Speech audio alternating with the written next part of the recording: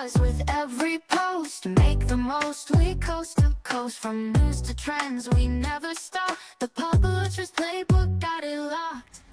All right, here we are, first episode of the Publisher's Playbook. And who better to have on the first episode than my friend and the founder and publisher of Martech Record, Michael McNerney. I thought it'd be good to have Mike on the show since he has this 30,000 foot view of the whole partnership affiliate industry. I mean, who else hears from more agencies and advertisers and publishers than Mike? We cover a lot of topics in this episode. Big part of it is looking at what Google's up to. I mean, Google is a huge traffic driver for a lot of affiliates and a lot of media publishers, and they made some big changes recently, whether it's the site reputation abuse policy, their AI overviews, removing the third-party cookie. We also dig into how performance may be eating media. What's that mean? It seems like everything is moving towards this outcome-based marketing. I do some ads and I want to see to drive some sales. And who better is positioned for that than this affiliate and performance marketing space? We touch on that as well as Gen AI. I mean, it wouldn't be an episode of anything these days without talking about Gen AI. And we close up with some of our favorite products. So without further ado, Mike McNerney and the first episode of the Publisher's Playbook. Mike, welcome to the show. Jared, thanks for having me. Very happy to be here. Good to see you again. I know. I'm excited to have you on the very first episode of the Publisher's Playbook. The reason I obviously wanted to have you on is you are the founder and publisher of Martech Record, which is, if listeners don't know already, is like the voice of the affiliate and performance industry as far as I'm concerned.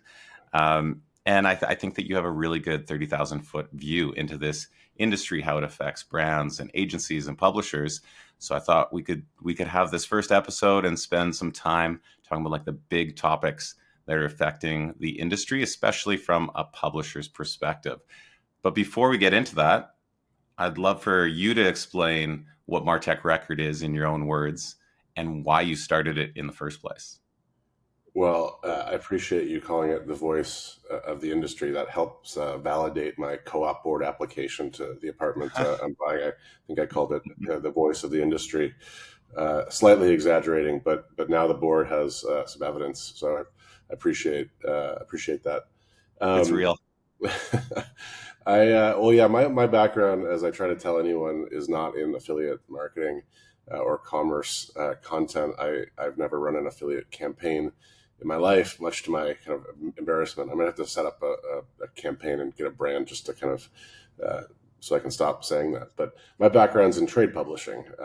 I spent a good portion of my career at McGraw-Hill, and at the time they had a portfolio of trade publications that covered big global markets like aviation and energy and construction. And I was one of the very weird people who just thought this was the most interesting business. And I liked it because it was useful. The information we published was like pricing information. We published the price of oil every day, right? Things that were useful, I found particularly interesting. And it makes you wonder, like, how do you publish the price of oil? And so I dug into our products when I was at McGraw-Hill, and I'd always wonder, like, how do we come up with this information, right? And it always came down to the same thing. It was just trust. People trusted McGraw-Hill for a variety of reasons. One was 100 years of publication. The other one was accuracy. The one was just having good journalists. But what we did was really simple. It was just find a piece of information that would help someone do their job and put it between a transaction, and help people kind of make decisions a little faster in these industries. And I happen to be kind of running their digital media business. What I like to say is the very wrong time to have that job. It was really when, the eyeballs were going online, but the money was not. And so, my job was to solve that particular problem during a time period where it really wasn't very solvable. And the big reason it wasn't solvable, there were some cultural reasons, but technology wasn't there yet. There just weren't good pieces of technology to enable you to make money from good content online. There weren't great subscription tools. Programmatic really even hadn't like kind of taken off. There was, at least in the B2B space, there definitely wasn't kind of affiliate commerce content. It was more in the consumer space at the time. And so, the job turned into a lot of, laying off salespeople and, shutting down printing plants instead of kind of the sexy growth jobs that a lot of people in media have had. But it was still kind of an industry I really loved. And so fast forward a few years, and I ended up getting recruited by a company called Partnerize, which is a affiliate marketing platform, I'm sure you know. And I had no idea why they were calling me. I mean, really no idea. And I didn't know what affiliate marketing was. But kept talking to them, and over a course of months, I started to kind of realize, I'm like, this is a really interesting way to monetize content. And this is before kind of commerce content and mass media had really adopted affiliate. But I could see where it was going because I'd struggled so much monetizing content, and in many ways failed to do so in a prior career. And so finding anything that would have been helpful was just interesting to me. And so I took the job and I dove in and, spent the first 6 months of my time at Partnerize trying to learn as much as I could about the industry.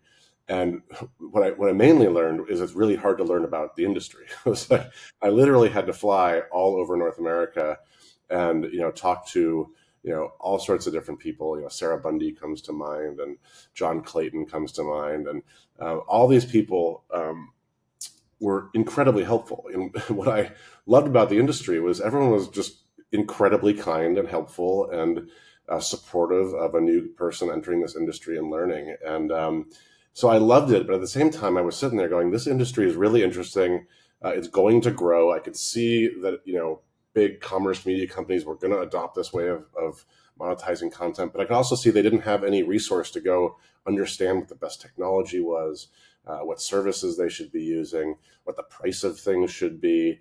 And it suddenly hit me that I was like the one person in the world who knew how to run a trade publishing company, and knew something about affiliate marketing. And so when I left Partnerize, I started Martech Record with that kind of simple goal: is how do we, provide little pieces of information that help people do their jobs just a little bit better. That was a long answer. Yeah. Sorry. Well, that's great, because when I didn't come from the affiliate industry either. I came from advertising, right? I came from branded content and years of working either as like a publisher or building software for publishers. And the way that I got to know about the affiliate industry was Martech Records. So you can imagine like you needed yourself, you created something for like a problem that you ran into, which is always the best way to start something. So what is it that you, as like, I don't think you can consider yourself an outsider to the affiliate and performance industry anymore, maybe the way that you did when you first started them. But this is one thing that I've struggled with, and I think other people have as well, is how do you define the world of even just, let's call it affiliate, just the traditional world of affiliate? Like, what makes it different? Is it that it's the business model is cost per acquisition? Is it that these two parties are working together to help refer sell products? Like, is there a way to purely define the affiliate and performance industry, in your opinion? I mean, I think it's just distribution, right? Like affiliate is really, another word for it is distribution, is you are finding a partner to distribute your product and execute a sale, right? And if you go back to kind of, the old 4 Ps of marketing, right? One of them was a D, which is distribution. I think they used place as the 4 P, but it was distribution, right? And that's what affiliate is. It's finding distribution partners. And this is not a new concept, right? It's something that existed well before digital. You found partners who were strategic, who understood how to sell your product, who had an audience or had buyers, and you trained them and paid a commission, right? That's not any different than what affiliate is. And affiliate now has a lot of different names to it, right? But it's all of it is you executed a sale and you have a partner who's distributing your product for you. Yeah, that's actually a very like clean way to think about it, which I think that's helpful. When you do have a bunch of names, you have like, is it partnerships? Is it affiliate? Is it performance? Is like, there's a lot of names.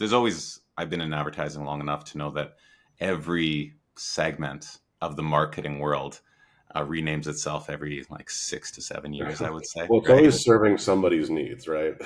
Like, Yeah, yeah, I mean, affiliate keeps getting redefined because the word affiliate, for whatever reason, continues to have a stigma, right?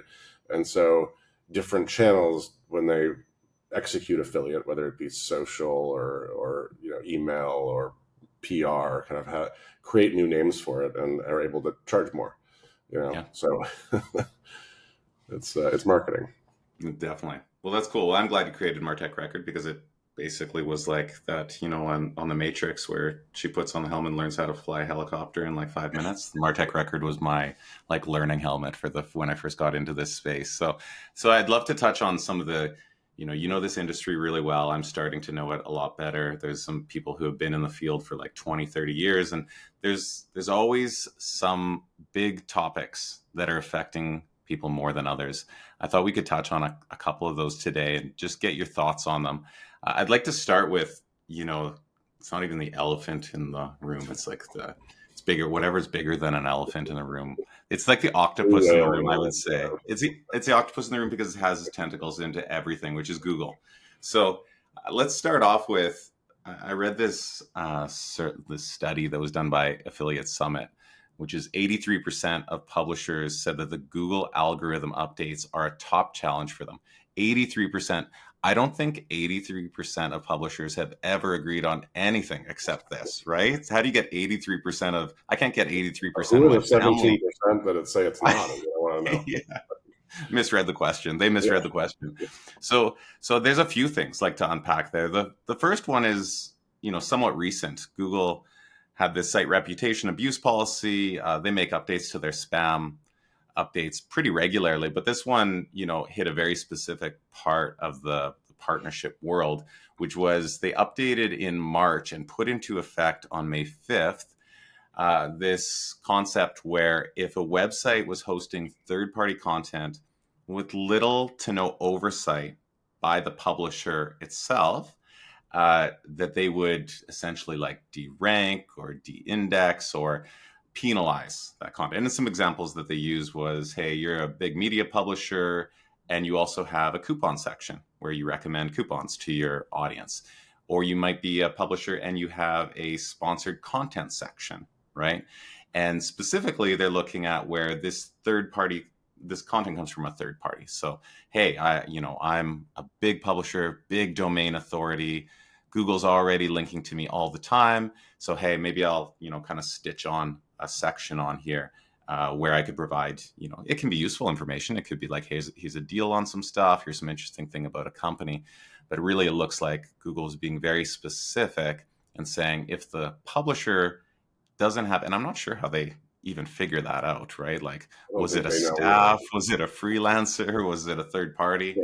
That they would start penalizing it. And we did see effects of this. I know, there's publicly available information here. Like Forbes shut down their coupon site just ahead of May 5th. I think Wall Street Journal did something similar. There was a few publishers that just closed down their coupon or sponsored content sections, probably to avoid any potential that this would have effect on their primary content area sections, right? So I don't know what your thoughts are on that.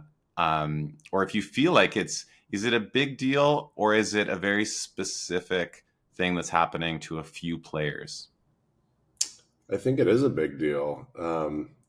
First let's like raise up a level, right? And just acknowledge that, Google is a monopoly that controls access to publishers' most valuable asset, right? And so anything they do is incredibly important to most publishers, unless you're incredibly niche and have more of a community.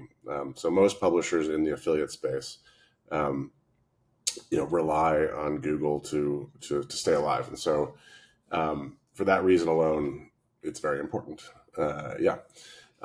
Then let's also acknowledge that part of Google's job as kind of the arbiter of traffic in this industry is to try to find quality content and is to guide users to quality content.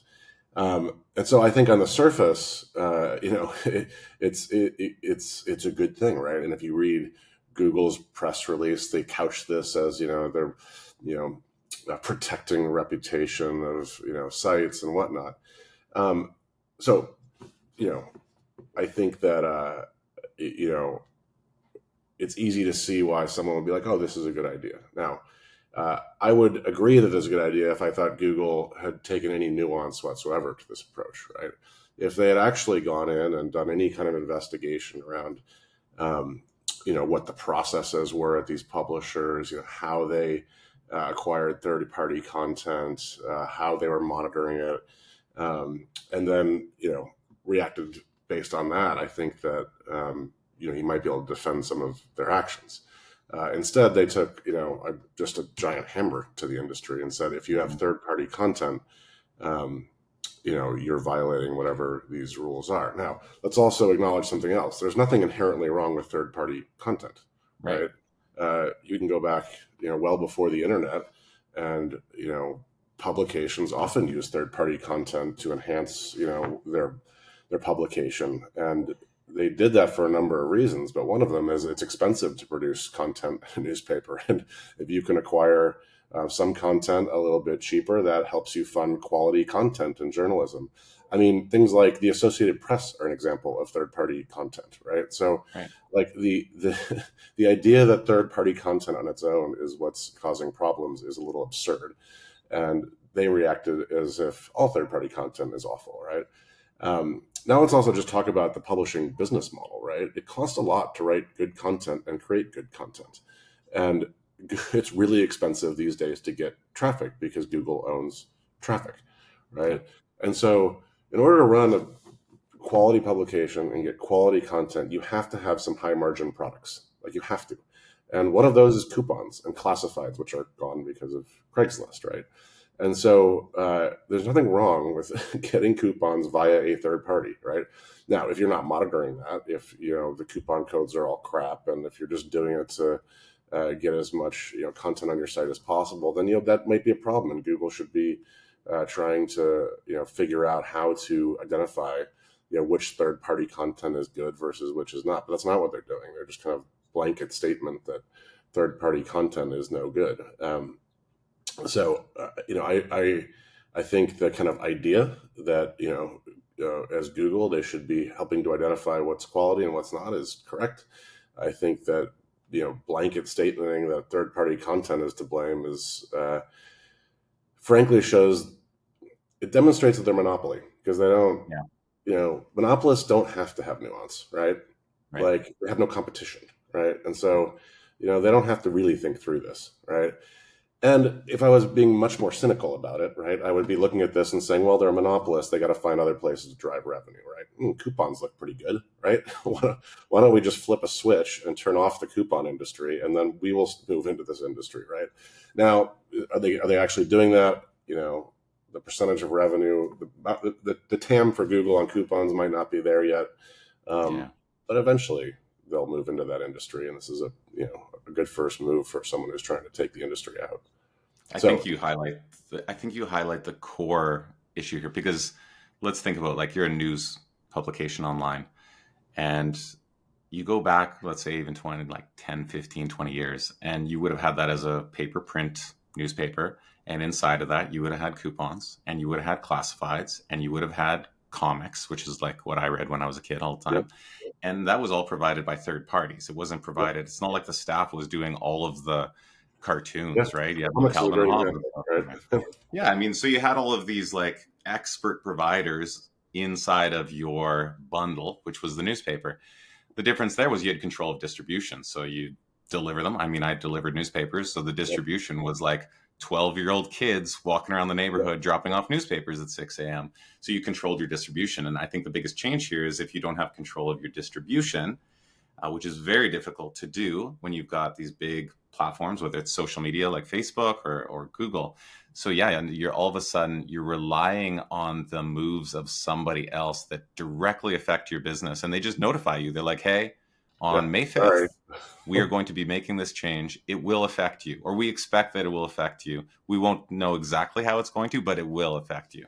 Yeah. So you have that as like this big challenge. So I think that what I've seen from this industry is that it adapts really well. It's like it takes a lot of punches, right, over time, and it really tends to like be able to bob and weave a little bit, get back up. And so this is probably going to be another one of those where the industry kind of adjusts around that idea. Uh, there's also, Google also controls, the way that cookies work on the internet.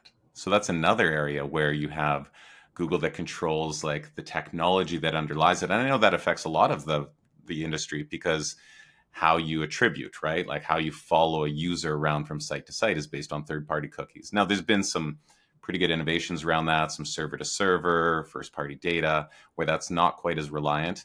The interesting thing about third-party cookies is that I think I've been in digital for 10 years, and I think for 10 years there's been a threat that the third party was going to be gone. And it just gets pushed down the road because it's like fundamental to the way that a lot of the internet and the marketing industry works and attribution. So I wouldn't be surprised. We should do a bet on like whether Google's actually going to deprecate that. I mean, Apple did it, but Apple gets to do whatever they want. So they've got their own, full stack. So I don't know if you have any thoughts on the third party cookies. To me, it's just like, hey, this is going to be punted down the road again. So it'll slowly, people will be able to make little changes where by the time they remove it entirely, Google does, maybe it won't be as drastic as, let's say, if they would have done it 3 years ago. I don't know if you have any thoughts on that. Yeah, I don't have a whole lot of thoughts on it. I mean, partly because I'm really not an expert on this, and there are people who are just so much kind of more in the weeds and smarter than I am on this. However, what you said earlier about this industry being adaptable is absolutely correct, right? One of the things I really love about the affiliate industry is kind of the lack of pretension in the industry, right? It just gets things done. And like, maybe I'm naive, but I find this a kind of an irrelevant topic. It's like at the end of the day, like partners and affiliates are going to find ways to get traffic and execute sales, right? And if the third party cookie goes away, they will find a replacement, and already have in many cases found a way to do that. You're seeing a lot of the big media companies are setting up their own kind of I shouldn't say little walled gardens, but their own kind of ways of tracking first party data. On some levels, these partnerships, I think what's underrated about affiliate is these partnerships are personal, right? They are developed, using platforms like Impact, but they still require people to know each other, right? And for that reason, like those partnerships will continue. Like if the third party cookie goes away, the person at brand X still knows the person at publication Y, and they will get it done. And that's what makes this industry a lot different than search and social, where people are just high frequency trading all day. Like, no one at, brand X knows anyone at Google. I mean, maybe if they're big enough, they have like, an account guy or whatever, but that person doesn't even know what's going on really. Like, and so, affiliate is this wonderful place where everyone knows each other because they have to, right? Like to build these, every relationship on some level is a little bit bespoke, and that requires, the brand to know the publisher and this is kind of makes it old school publishing in a lot of ways. And so like, some cookie is going to go away. That doesn't mean that relationship's going away, and they'll find a way to measure it, and they'll find a way to kind of acknowledge the value that these partners provide. That's good. And that's actually, does help position why this affiliate performance space is, fundamentally different than a general like advertising upper funnel. Let's get some impressions on some ads, where it is making a big effect there because it's all about targeting your ad to this user that did some stuff before. Whereas in this space, I find like, hey, I'm doing reviews of, you do reviews of software, someone else does reviews of laptops, someone else does reviews of mattresses, right? And the people that are paying attention to that content are probably into mattresses. They're probably in the purchase funnel of buying mattresses. You don't have to know much more than the fact that someone's reading that piece of content where those reviews are happening. Well, let's shift over to something that has been, probably the biggest news that Google has released that everybody knows about, right? Like I think the, site reputation abuse policy, me and you know what it is, but you got to dig. You got to dig to find that thing, right? I was mentioning it to like my wife the other day, and she's like, "What are you talking about? The site reputation abuse policy?" Nerd. Yeah. Well, yeah, exactly. Can you go back to your basement office, please? Yeah. Right. But Google. Yeah, this isn't the thing that's going to come up in front of Congress, right? Like, this is like, it means a lot to you and I and everyone listening here, but your local congressman is not going to bring it up at the next, I'm not going to dig into Republican. that. Definitely. Yeah. No. But there was a big announcement, which is Google AI overviews. And just, set the stage in case anyone didn't see what that is or hasn't experienced it, because now it is out in the wild, is this idea that, Google says Google will do the Googling for you, which essentially means they're going to use, their Gen AI, their large language models, and the way that they can create, answers to questions, so that when someone types something in, whether that's like, what's the weather going to be like next week in this place I'm going to visit? Or like, hey, what would be a good travel itinerary for me? I'm going to New York next week for IPX. So what would that look like?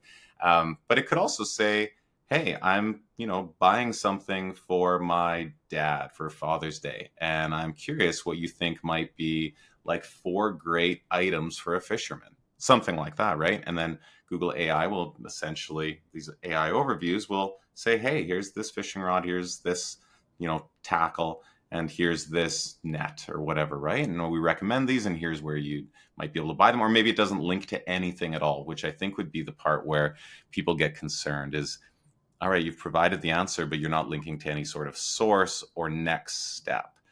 I know that this is still brand new. Like we're like a month into this. It's supposed to be released over the next, year or so. What are you hearing from people that you talk to on, first of all, what they think might happen, good or bad? Like, is this positive or negative for publishers?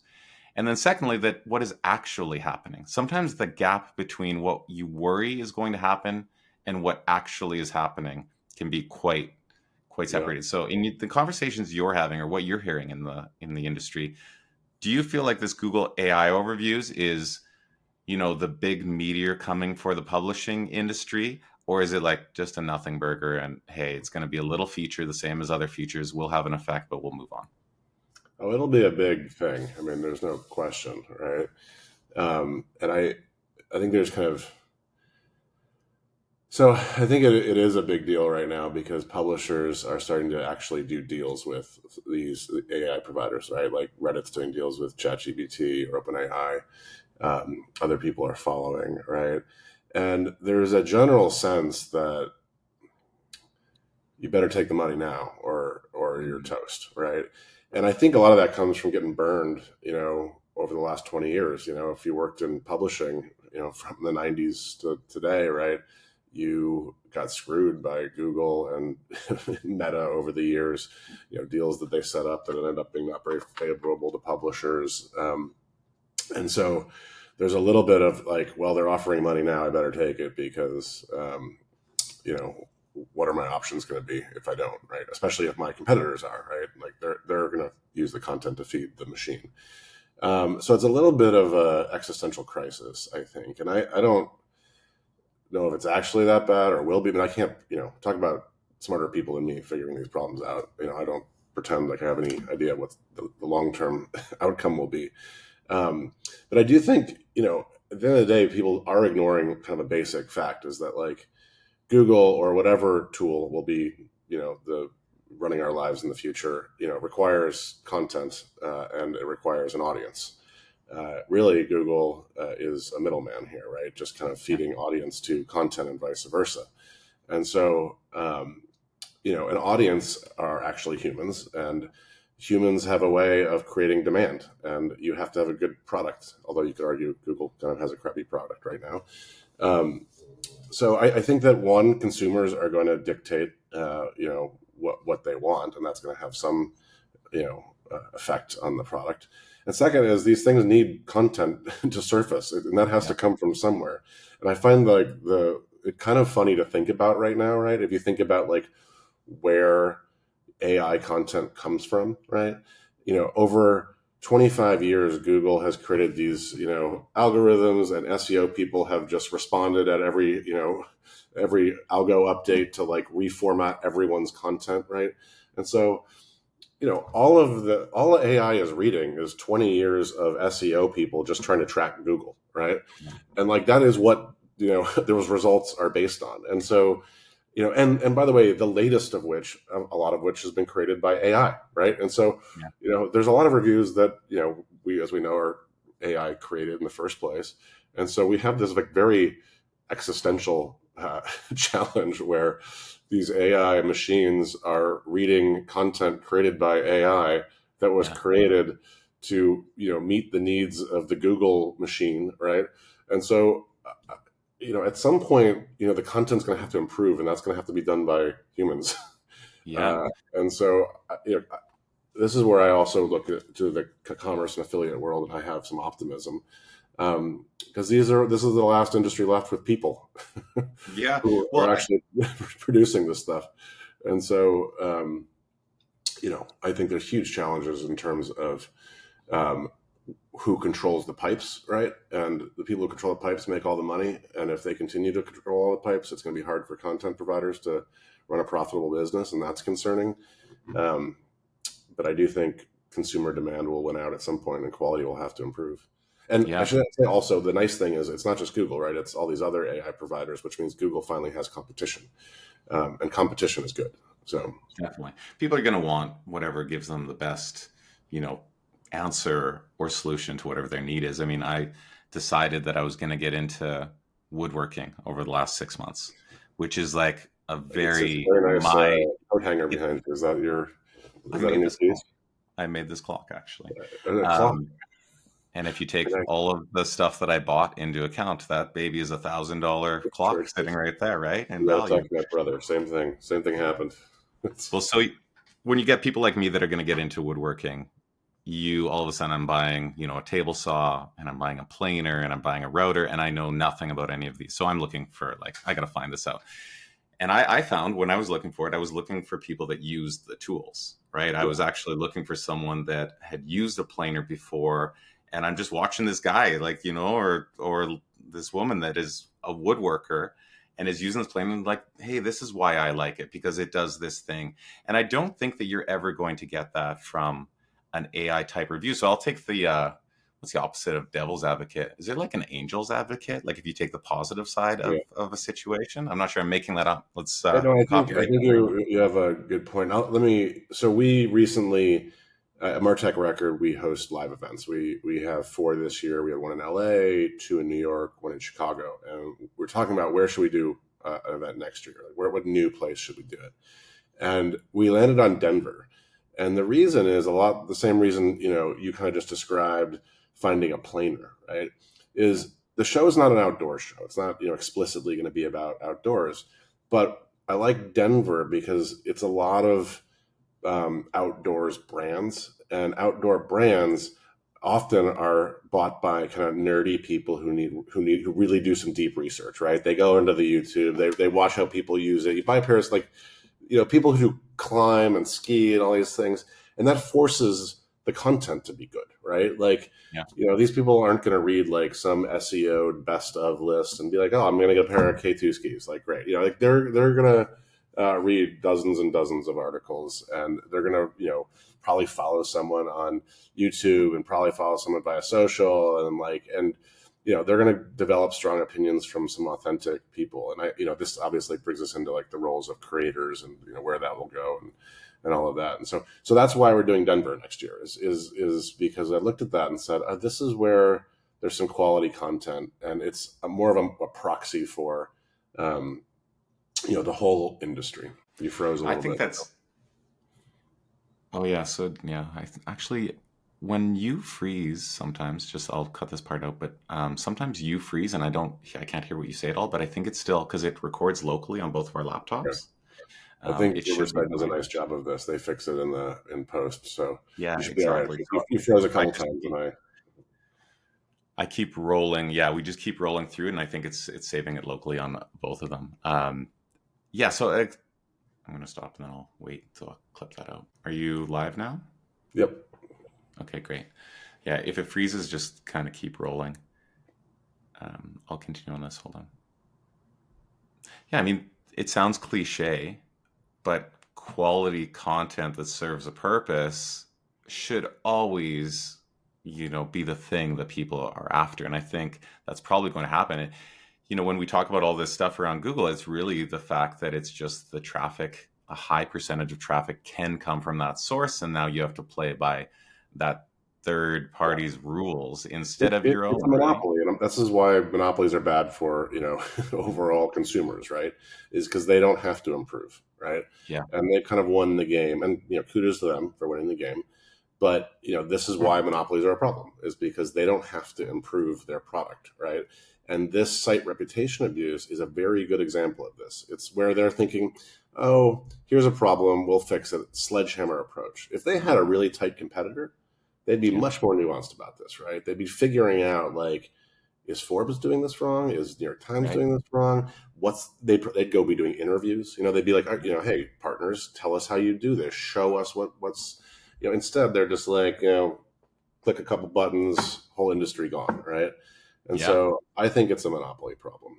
And Yeah, and I think maybe we're going to see that monopoly as far as like ways people find out something is going to change. Like I've already started experimenting with like other ways to get information, whether it's like Perplexity or ChatGPT, or I might even just go to like forums again. Like I wasn't a Reddit person, and all of a sudden I'm like on Reddit sometimes I find myself, right, which can be a real because wormhole. of Google and their Yeah, surfacing. but I'll just find like, hey, I want to talk to some people. That's why the creator economy is so huge now, right? Because you got people that are really experienced with I it. mean, So I we think, both know, right, that Google is an incredibly bloated organization, right? yeah, Like, and so it's good that there's these competitors coming in.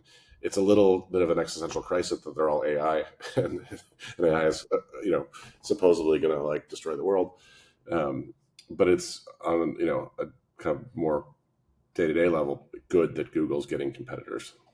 yeah, definitely. And there's like a couple positives actually out of this. I think one is there is this idea that, hey, if Google or a search engine surfaces 70% of the answer for you as a user, and then you can make like an immediate buying decision with just like a couple extra piece of information. So maybe I find out the names of like 6 planers. I like that I'm using planers as an example. I Yep. usually use like blenders. I'd like to use wood planers instead. I have these ones, and then I dig into it. Like I'll spend some time. It's a $500 item.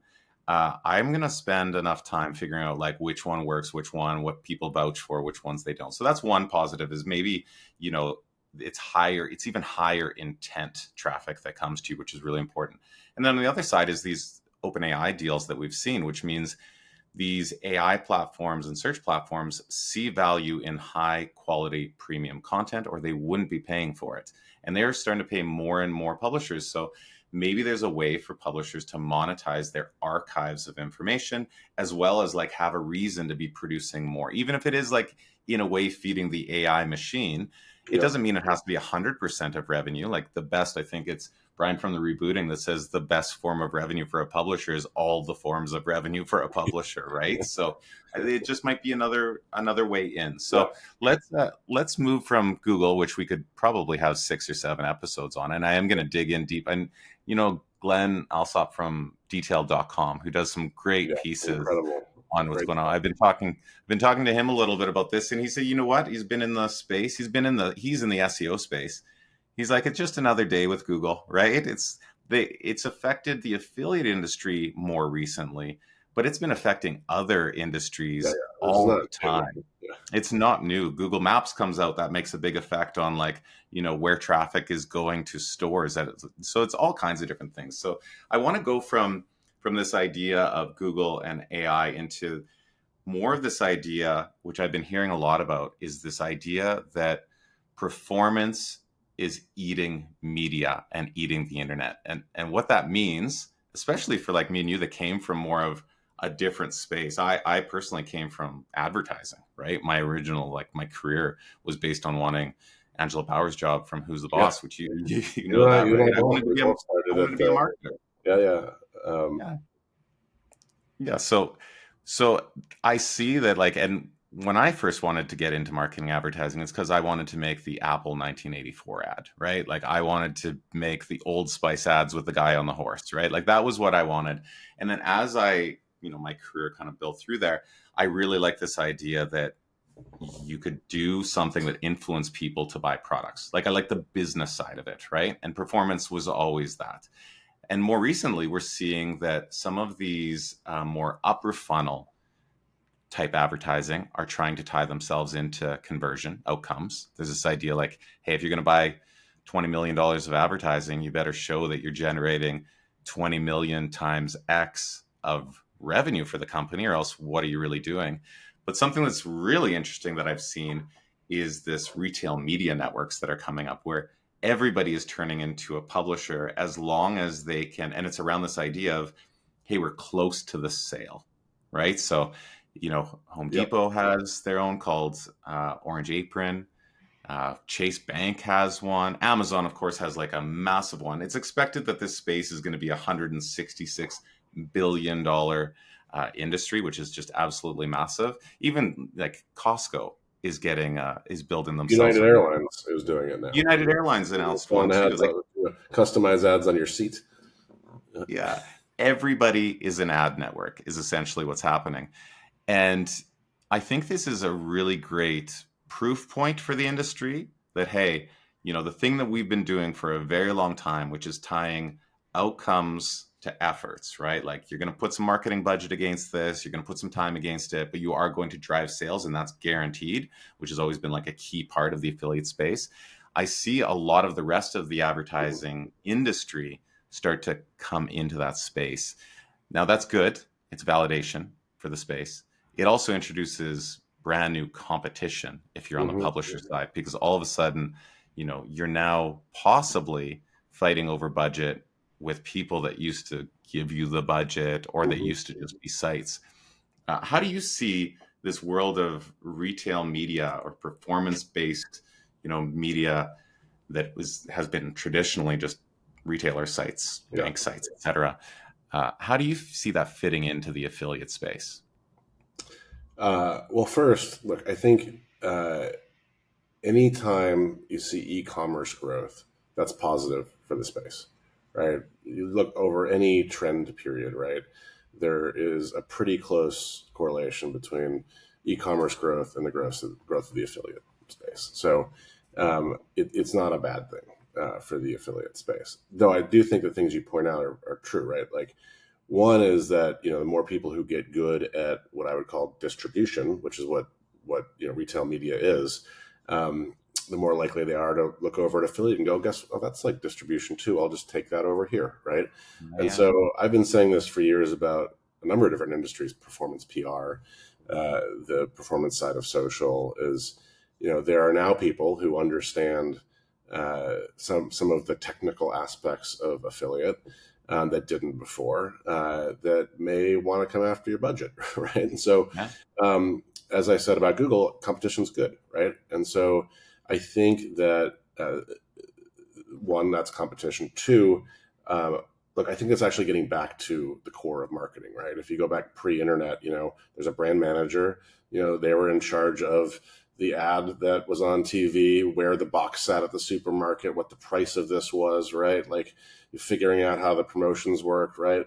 And the internet kind of blew all that up and put it into silos. And so suddenly you had like people not talking to each other, running all these different channels, right?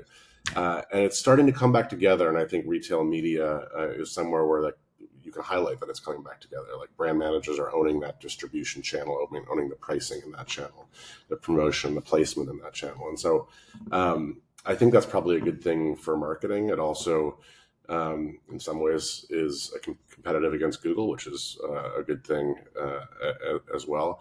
And if you're an affiliate marketer, I think you should be thinking about, what are the skills that I need to be able to compete with different channels. I hate the word channels, but people who have different skill sets. And to me, affiliate marketers are wonderful at relationships, wonderful at setting up these deals, wonderful at maintaining those relationships.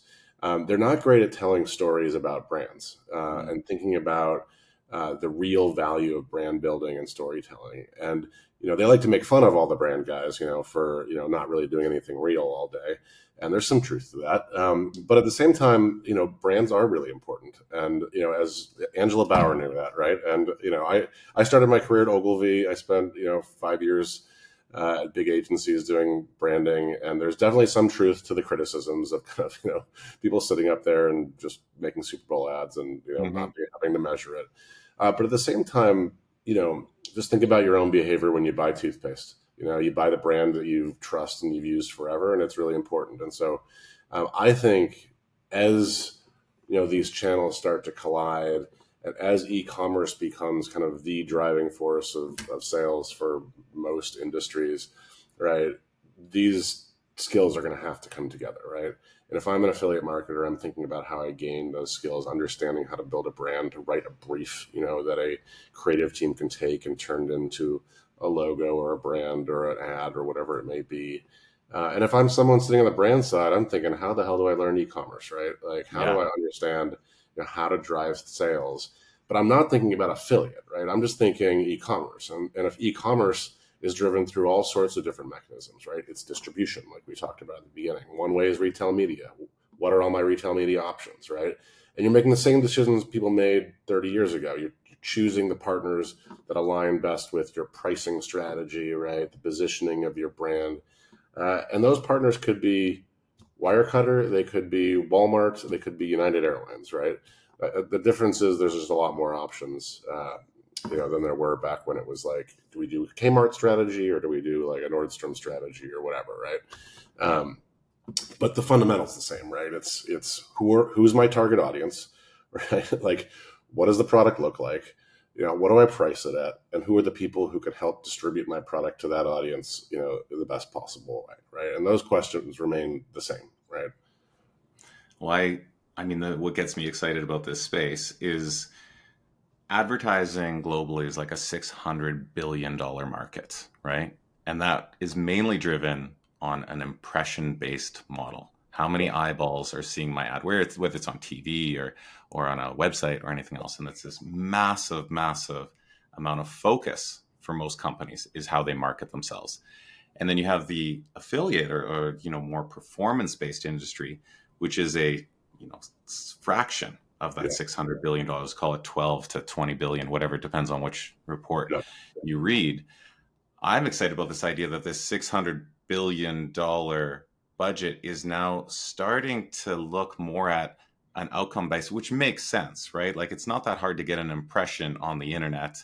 What's hard is figuring out if it's actually a human or if it's a bot or anything else. Or creating a digital campaign that anyone remembers.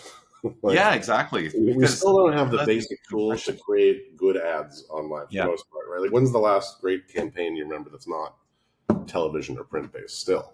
Yeah, exactly. So if you have this huge amount of focus of companies in the way that they market, and it's moving towards this idea that everything should have like not just measurement, meaning like how many impressions did my banner ad get, but how many sales did it drive? How big was that average order value? Did the customer return? Is it a new customer? That is extremely different than the way that $600 billion market has acted in the past. And if you can get those players thinking about it, I think the affiliate industry is just very well educated and experienced in how that works. I've even seen at some of these retail media networks, the people running them are from the affiliate space, because that is one of the core skill sets. So that's what, for me, I'm very bullish on this space. I know that there's a lot of existential things going on. There is like Google might change that traffic up. Facebook, removes news sources from theirs whenever they feel like it. That's what's happening in Canada. But I think the bigger view is that this whole marketing space might be moving towards an outcome based, at least a portion of it, a larger portion of it. And so I think that's really exciting for publishers of all kinds. Yeah, I actually look at it almost the opposite way, but with the same outcome, right? And that is, like, measurement's always fuzzy, right? Like, and I remember I was at Ogilvy when we created the first banner ads, like that we knew about it. And I remember thinking, like, we all talked about it. We're like, oh, now we're going to know everything. Like, now we'll know everything that ever happens online. Like, we'll know, and it's never gotten any easier than it was the first day, right? And so, like, it just seemed obvious. We're like, we're going to see that someone clicked, and then we'll just know, and we'll tell the client, they'll pay us money. Yeah. And we're still at the phase of the famous Wanamaker, quote of like, half my ad dollars work, I just don't know which half. Right. And, we're better at attribution models, and we have a lot more data. But I'm not convinced like we really know, And so I want to push you on that and say outcome's going to be the same, but the affiliate marketers, right, have got to get better at going after the same budgets, because what they're doing is building a brand often, right? Right. And so a lot of these reviews that are being read are affiliate relationships, Yeah. right? People are reading on average, I forgot where this piece of data come from, but 8 reviews per, purchase of anything over $100, wherever it is. And most of those are affiliate relationships. And you know what happens when people read 8 reviews? They have an impression of a brand, right? Yeah. They feel something about that brand, right? But the affiliate teams aren't getting any credit for this ephemeral stuff that's going on, right? They're only getting credit for the sale. When the reality is, so I think the other way around should probably happen is the affiliate teams should be figuring out how to say, hey, wait a minute. It's not all data, right? Like I can tell you that X many people read this review and now feel something about this brand. Pay me for that, right? And so I don't know. It's You a got to good give point. brand guys some credit on selling something. That's a good point.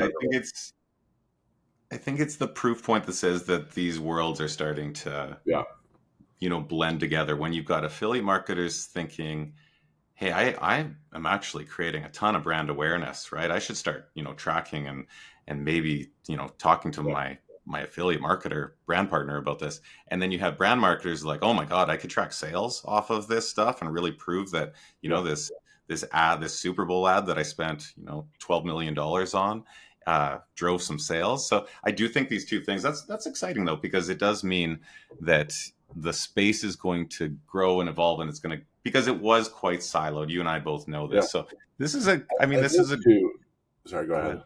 No, I go ahead. was going to say, we had a great event in LA in February, and one of the speakers was a woman named Charlotte Mostad, who's the CMO of Health Aid Kombucha.